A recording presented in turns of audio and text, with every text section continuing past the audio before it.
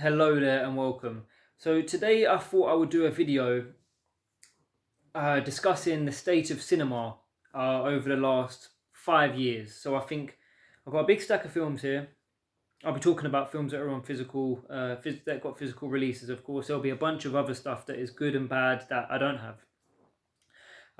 But the oldest film here is the oldest films will be from 2018. So we're talking the last 5-6 years of cinema and home releases. The good, the bad, and the ugly. Let's see where we're at. And once I've discussed all these films, you can take away, and I can take away, just a bit of a pondering about, has it been good? Has it been bad? Is it getting worse? Is there still stuff to be excited about? Let's have a little look, shall we? So, at the top here, we've got two releases from Mubi. Mubi are a fairly, so again, right off the bat, this is a new range of films, a new label that releases like independent cinema releases, smaller budget films, cult cinema, things that don't always get highlighted in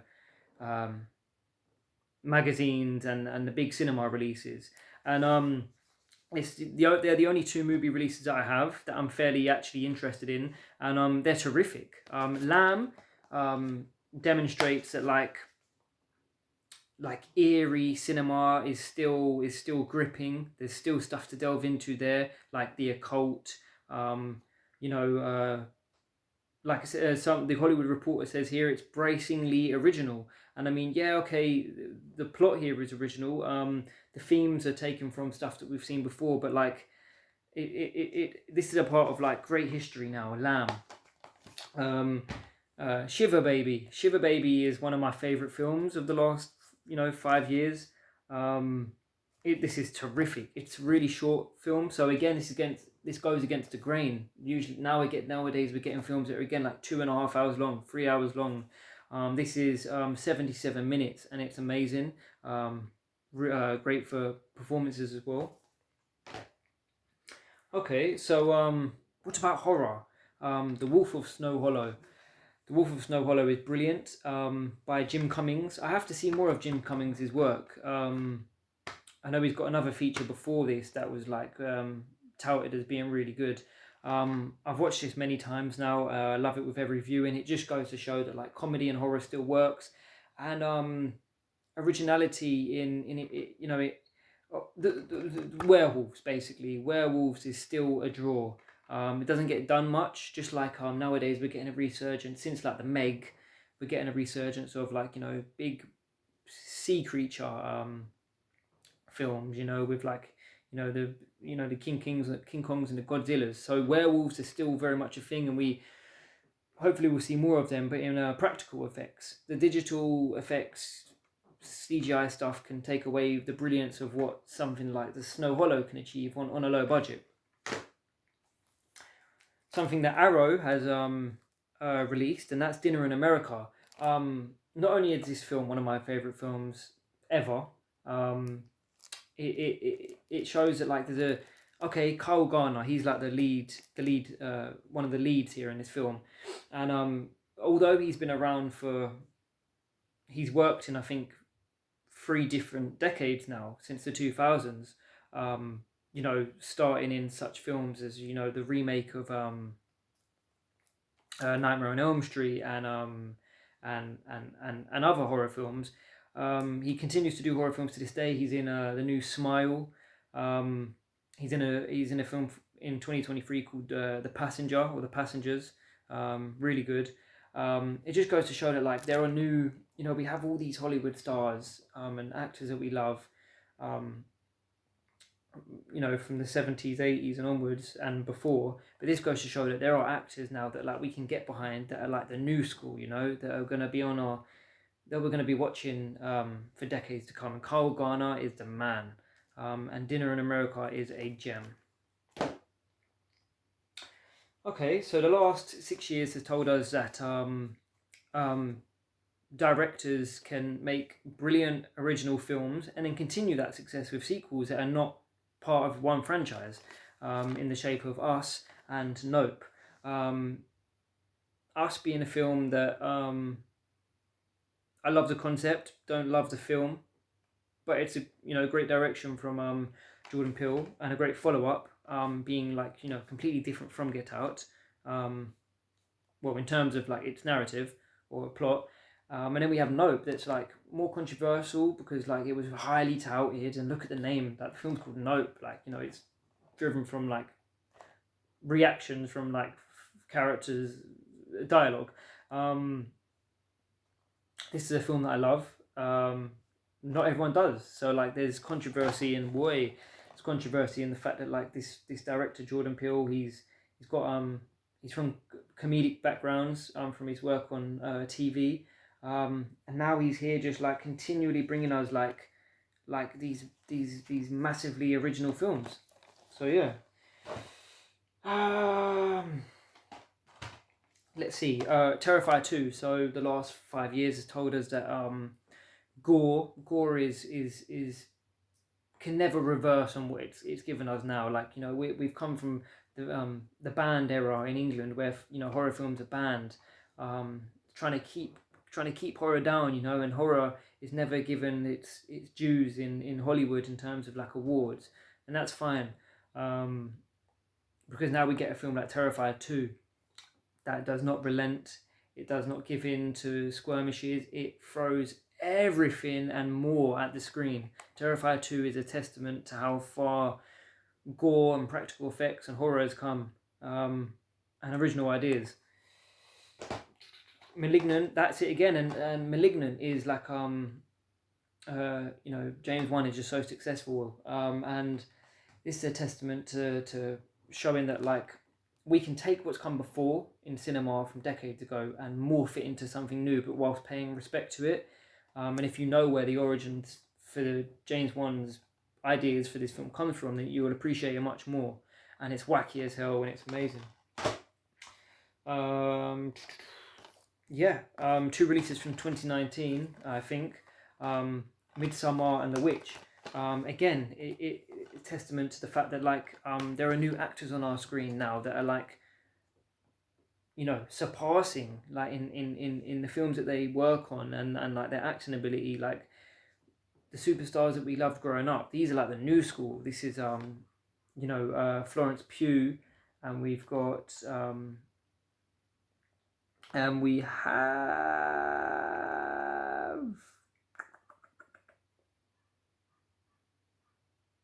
this this is not a good example of me saying that these actors are here to stay, are they? But we have a fabulous lead in Anya Taylor-Joy in The Witch, and we have Florence Pugh, and we have a bunch of actors. Well, I say a bunch. There's a few actors.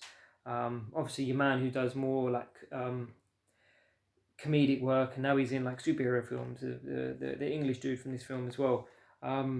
These just go to show that like horror is like the occult is still very much in fashion. Like Midsommar is one of my favorite films, and I continually watch this film every year, and it's really something. And Ari Aster, he it's like Jordan Peele. He continually brings films out that are not part of these franchises, but they continually chooses other topics. And The Witch, deals with like folk, like folk tales, and that's still very much something that a well that we can delve into and be original at the same time. War films. This is how to make an original war film, make it new and exciting, with the one-shot style, and that's 1917 by Sam Mendes. Again, brilliant actors in this film. Doing a war film that's probably been like the topics and the war itself has been, and the battle itself has been probably depicted before in cinema, but in the one-shot style that this is in, it's like almost revolutionary, isn't it, to watch a film like this? Amazing. The British gangster film is still very much in fashion, although it's been attempted over the years since the 2000s, and a lot of them have been subpar, because Guy Ritchie really he knows how to make them from from your Lock, Stocks and your Snatches and whatnot. And then we had a good one might say nearly 20 years of them not being up to par. And then we have something like The Gentleman with like Matthew McConaughey coming into the fray, who has been around for a while. But then you've got Charlie Hunnam, you've got your Colin Farrell, your Hugh Grants. You know, you've got all these, you've got these people coming together. You've even got like hip hop stars delving into which has been done many times in cinema before. Look, that happens in horror films actually. But yeah, The Gentleman, wicked film, wicked, one of the best British films in the last few years. And you've got my favourite film in the last, I don't know how long, X. X is tremendous. Not only is it an amazing horror, it's just an amazing film. The themes it touches upon. So there again, we can see that, like, you know, stars are born in this film. You know, with Mia Goth, Jenna Ortega was already a star before this, but it considerably helped her profile. You know, and you have someone like Brittany Snow who's delving into different genres. Goes to show that you can use the director here makes a statement that you can like use camera techniques and shots and pay respects to what come before and like really see it on the screen, like see the 70s on the screen whilst making a modern film set in the past. Okay, so the last 5 years sort of return of the Scream franchise, which has always been consistently really good. I would say personally, I think the whole franchise holds up, although you have your favourites and your least favourites. The return is important because it's not by Wes Craven. So, you know, can we continue this franchise and it be, you know, worthy of continuing it? And I think it is. And I think it also is a testament to the fact that you can continue this franchise without its lead. Sydney, you know, Nev Campbell, who plays Sydney, she was obviously the lead in like definitely 3 films, and she obviously heavily played a part in number 4. But here we can see that the franchise can continue without her, and I think that's really important, and it's been proven. Not that I'm saying Scream 6 is very good, but I certainly did enjoy Scream 5. Bumblebee, again, another testament that like the new school of actors are like just amazing to watch. Still as beautiful as ever. Beauty changes, but it's still there on screen. This proves that films can, because films are getting like, cinema is getting like unoriginal, isn't it? I haven't mentioned loads of original films, but like the big tentpole films, like the big budget ones, they, just like the Scream franchise, they're going back to the well. You know, they're scared. They're taking things from decades ago and they're just going back to it because they know that that's going to draw on the audience. And this did that. But well, the important thing about this film is that it brought it all back down to back down to basics. You know, there was really story at the heart of this and its heart. Whereas like the franchise before this, Age of you know, they got very generic and very bad, actually, poor. And this film shows that like you can just pare it all back and make a really brilliant story. The Creed franchise. I didn't have any optimism or excitement for the franchise. I thought, how could you like revive Rocky when Rocky has been done? You know, we had like 6 films of Rocky, and they're some of my favorite films. So how could you evolve that and go on, and like how would the audience feel about seeing Rocky in his as an elder statesman training in the new school? And it proved, yeah, it can be done. I really like this trilogy. And I'm really surprised to say that. I really am. I'm happy to say that as well. And film techniques, you know, we've seen a lot of films where boxers are in the ring. We've seen that loads of times, from Raging Bull to Rocky to now, and it goes to show that like with Creed 3, they did something in the ring that was like, not sure if it hasn't been done in that way before, and although it didn't really work for its, I don't think it was effective. It just didn't work necessarily within the film because the fight ended way before you thought it would have. But it just goes to show that if you are going to do a boxing film, you're going to add new techniques. Shoplifters, so foreign cinema. Foreign cinema is something that I love to explore. I think everyone should give it a chance, even though subtitles may be hard for people to concentrate on both the film and the subtitles, I know. But if you do, you'll find films like Shoplifters, and like this, we're going, foreign cinema has been, Japanese cinema has been amazing, from, your your Italian slashers to your Doberman cops to your Shoplifters, so it's still very much a thing. Banshees of Inisherin. So comedies are still a thing, but this is like a comedy, but it's like a really weird comedy. It's like almost like a horror, like thriller comedy. It's from the man that made In Bruges, and In Bruges is a wonderful film, and Martin McDonagh has continually made amazing films. So this just goes to show that in the span of directors' careers, they can. It's proof in Tarantino that, like, just because you make a few good films doesn't mean that that's your pinnacle. You continue to evolve, and this goes to show that, like, he's still banging out wicked films. Ready or Not, one of my favorite films in decades. Action horror, because it's not that scary. It's more, gun ho, and sort of in the vein of like You're Next, or like bodies kind of thing. Ready or Not is really fun, and again, another new school actor, Samara Weaving.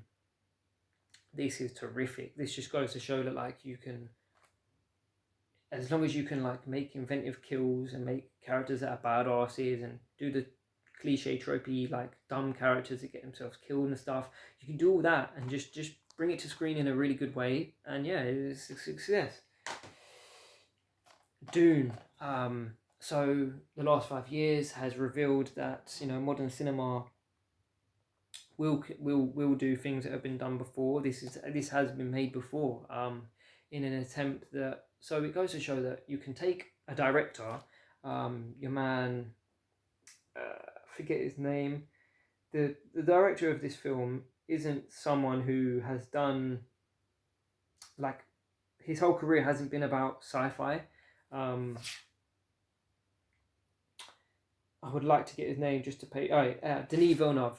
So Denis Villeneuve has done films like the Prisoners,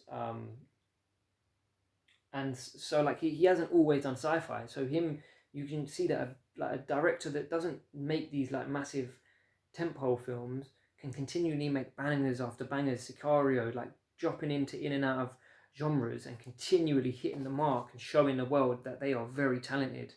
And then they pick like something that has been done before, and something that is like an amazing novel, and like actually go into that world and like put that to screen while sticking faithful to the book, but being inventive with and using like modern lens and modern production techniques to bring this film to life, whilst also they're using sets, but they're also like, it also feels like they're in the desert, because they go off on planes and go to these like hot climates.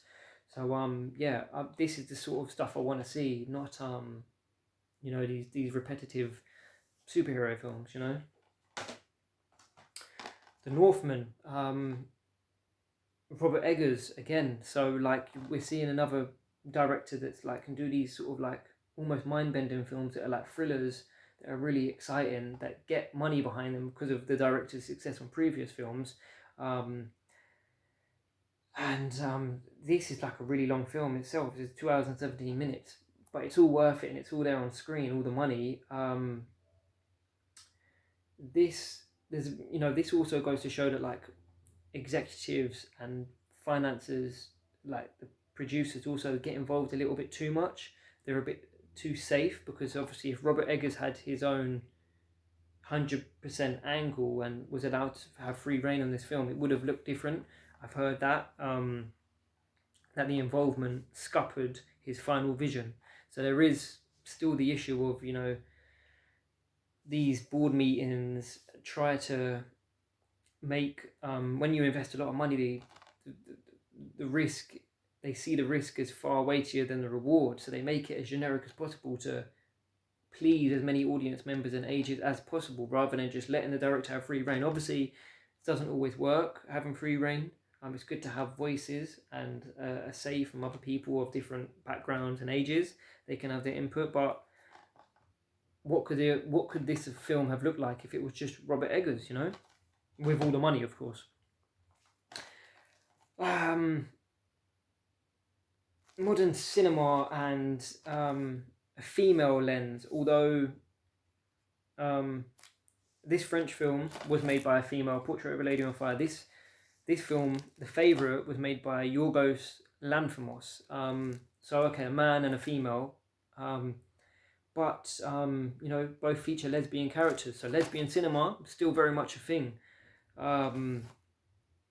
You know, queer cinema can be done in a way that's like not banging you over the head with it, especially if you're not queer yourself.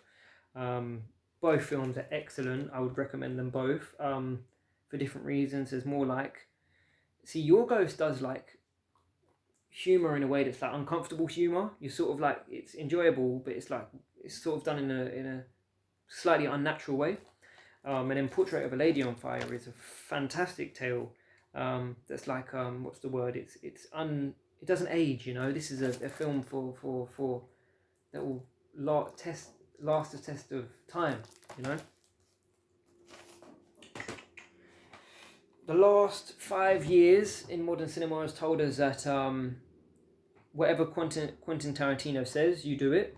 Whatever money he wants, whatever actors he wants, and it goes to show that, like, you know, once you establish yourself and you have a career that's like you've endured, you know, decades of cinema, decades of sort of like how audiences take in films and what's the in thing, what's the popular thing. And Tarantino has, you know, he's always released 18 rated films, R rated for Americans, you know, adult films, always featured like, you know, action, murder, violence, foul language, fantastic acting, excitement, revolutionary ways and way to shoot a film, and he is the ultimate example of ultimate example of what has come before and morphing it into something that is his own, essentially. And not only everyone likes that, but he's my favorite director. Made my favorite bunch of films anyway. Hollywood, Once Upon a Time Hollywood is goes to show that, like, once you've established yourself and once you are like one of, like, he's a legend of cinema at the minute, isn't he, really, you know, in terms of people who are still making films, that is, that like once you reach that level, you get the best in the business and you get the most beautiful, you know, you get your Margot Robbies, your Brad Pitts and DiCaprio's coming together. Like, it's wonderful to see. And I don't think every film should have that, where, you know, there's other films like, I think it's maybe perhaps Babylon and some other films where they just get this cast, a cast where, like, they show it in like the trailers or advertisements where they have like 20 names that are all like well-known, recognizable names, and like they think that's gonna, well, it sells tickets, doesn't it? But this has a bunch of names in there, a bunch of like new school and old school actors and like superstars, but they actually like are integral to the plot. It's not just a name on a billboard. In terms of like physical media, like the last 5 years has seen a boom in 4K, the 4K format, where like films at home are like digital films are like better in quality. The 4K sort of format has like revved up in terms of like sales and people getting on board and buying players, you know, Blu-ray players that can like support these formats. And so we can see that, like, okay, Invisible Man, this has probably been remade loads of times over the years, but this is like a new take on it, a new shape, because like we've seen like the Invisible Man from, is it like the Hammer Horror Days, or even before that, where like you see like someone dressed up in like mummy wraps and stuff like that. But this is like this is more like along the lines of that that Kevin Bacon film, The Hollow Man, where like a dude has the technology to go invisible when he's an evil dude. And like the performance here by Elizabeth Moss, and it's the filmmaking here, like when she's getting attacked in the kitchen, it's just remarkable. So that's what we can do in modern cinema. The Predator is an example of going back to the well again, you know, relying on something that's come before, the name that's come before. And it's an example of perhaps doing something to a franchise that people were like hold very dear to their hearts, and like taking everything away from that and making a really bad film. But I actually really like The Predator, and like everyone has different takes on different films where like you say like you like it but it's popular, and or it's not popular but you do like it. This is an example of a film that I really like, and I'm like happy to say that because I get to enjoy this film, whereas others don't. Um, but yeah, there are a lot of other examples where like they've tapped into the well of something, brought it out, and I think, oh, they've taken away the magic from what that film used to be, you know. But I'm happy to say that I like this example. And then finally, we have something like Last Night in Soho that goes back to what I was saying about other films that sort of like when you like are Malignant, where you have like directors that have been around for a while and they've continually proven themselves, and they get chances with different studios, different budgets, different ideas. Um, and it's great, it's wonderful. We don't get enough films in the streets of London, you know, or England for that matter, that are actually like not just independent films that like are going to be put out there and for people to see. Last Night in Soho, again, you got this like you got the new school, but also you've got actors that like, you know, modern cinema have seen superstars go from like TV to film simultaneously. You know, TV's got a lot more respect in the last few years. And you've got, you know, the new school. You've got Thomasin McKenzie. You've got Anna Taylor Joy. You've got the lad that plays in it. You've got your man from Doctor Who. So this goes to show that like you can take idea, like obviously your man Edgar Wright done a James Wan. You know, he takes from films that he loved as a child and he's bringing that through to the modern lens, because he is a modern lens, just like everyone that's working today is working through. They might have ideas that they've been brought up by, but whatever they're shooting with, well, you can shoot on film like Tarantino does, of course, but like if you're shooting with digital, with the modern parameters, you're mixing both what you've forged in your life and what you see in the modern day. And this is, in respect to that, it's like a modern day film, but it continually goes to the past, so it's respecting what came before and using it thing. And again, this is not a film that's like liked by everyone. I certainly have my have issues with it, of course, but Edgar Wright continually delivers. Does he deliver excellence every time? Well, not necessarily. It's evident that not everyone likes this film, but I'm sure that like this won't deter him. I'm sure he'll come back with yet another film. Who knows if it will be another big budget film or if it'll even be horror or comedy. We don't know. But that's an example of the good, the bad, and the ugly of the last 5-6 years of modern cinema that I have on physical media. Overall, I think there's a lot of negatives. But I also think there's so much positives. I don't think you can say that films are worse today than they were in the 70s. I think we are rehashing a lot of things. I think everything's been done. Certainly, like back in the day, practical effects were very much like what you had to do before there was CGI, and I think we should not totally abandon that. And it looks that way we are with like AI and whatnot, and the computers writing scripts and trailers being made of like AI, and I think that takes away from the art of filmmaking. Nothing that comes easy in life is worth doing, perhaps. There is an easy way out, but like, you've got someone like Tom Cruise who is continually doing these stunts at death-defying, is that the right word? Bringing excitement to the cinema, and I think that's really important in an age where like cinema is dying. Like I went to a cinema 1 month, and then the next month I went back and the cinema was shut down, gone from the shop front, just boarded up. So we are in like a what's the word? A place where like we don't know where to stand. But excellence is still being still being produced. It's still being produced, even with like executives who like hold budgets back and try and pander to certain audiences. And you know, it's quite dangerous really if you pander so much that you're like reversing on films that come before and like made political, because a lot of films are political, aren't they? And they made statements that like people should not adhere by, but like follow and take on, and use that to be diversive, but not in a way that you're going to erase history. And then, you know, we're simply going to make the same mistakes. So I think, I mean, I would love horror to be. I think horror's in a good place.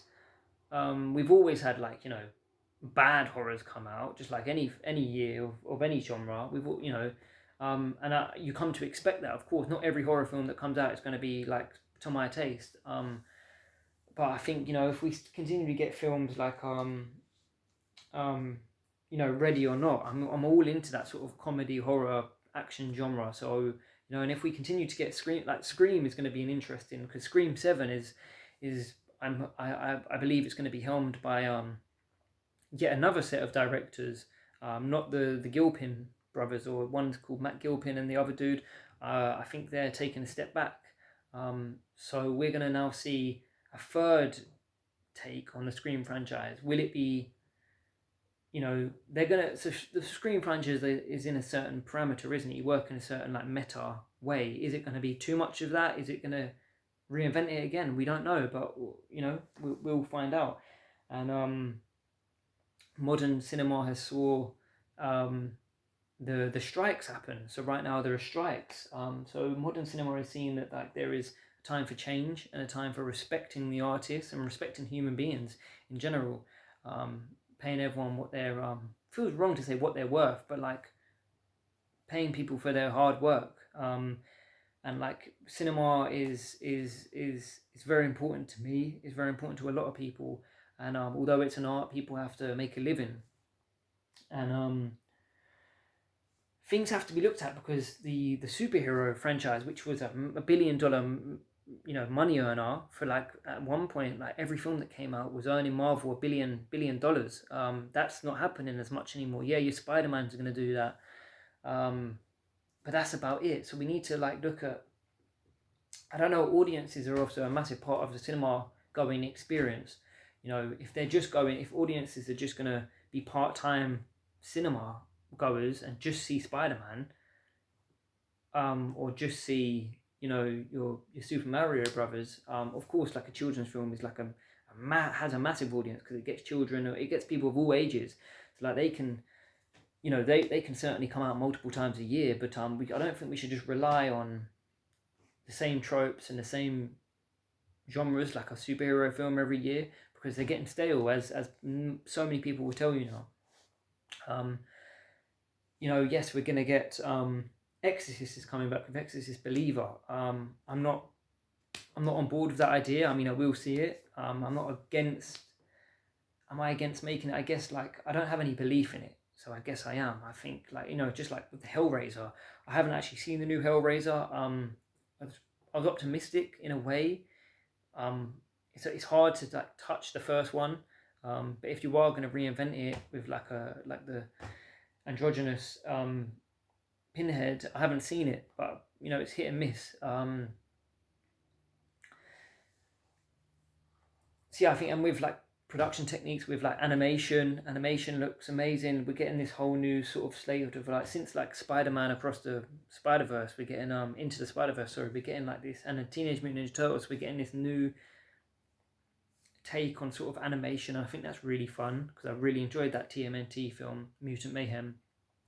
I wouldn't like to see every film done in that way. That's the possibility, isn't it? Of like, we should then like go beyond that, and like people should still be original and use that, but then put their own take on it, and you know, not just see 10 years of like Into the Spider-Verse style animation, you know. But we'll see. Yes, I can't say cinema is in a good place, because it's not. Cinema chains are getting shut down. They're facing like bankruptcy every day. So they're really in a bad place. I think films have always been brilliant.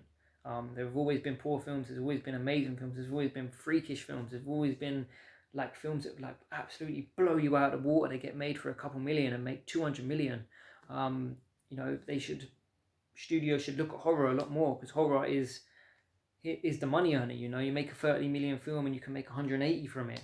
But I wouldn't like to see my favorite genre just be like the go-to and like try and appease everyone with that horror film. You know, I'll try and make that horror film the one that like sticks out to audience. I know that they do that with a PG film, PG horrors and 12 rated horrors, and that's okay. You do that with your, yeah.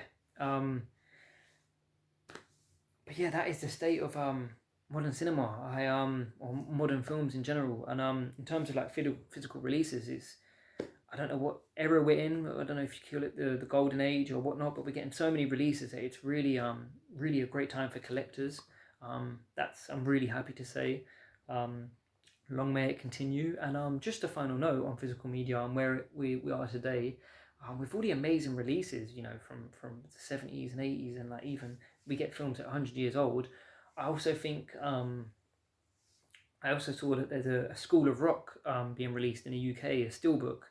And I think we should sort of enter the phase where we're getting more films from like, you know, the 90s, the late 90s and the 2000s. Let's bring out physical releases that are going to attract people that are like 30 years old and below, you know, younger, to get them on board and see films from their childhood that they can allow them to sort of like as a gateway to getting into collecting physical media. But yeah, let me know your thoughts on the state of modern cinema and films in general. Thank you.